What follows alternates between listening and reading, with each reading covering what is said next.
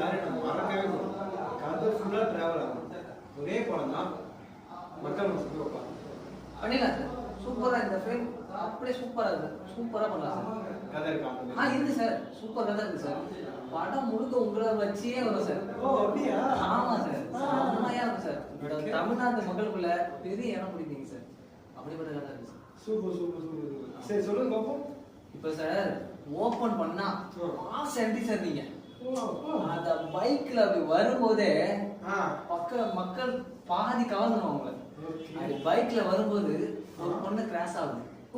அது அந்த லவ் பார்வையில அந்த பொண்ணை இப்படி பார்க்கும்போது பட்டான்னு ஒரு லாரி உங்களை அடிச்சு தூக்கு சார்.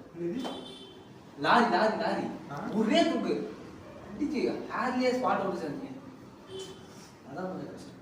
ஆனா சார் உங்களை சிறந்த எப்படின்னு கேளுங்க. ஸ்பாட் அவுட் நீங்க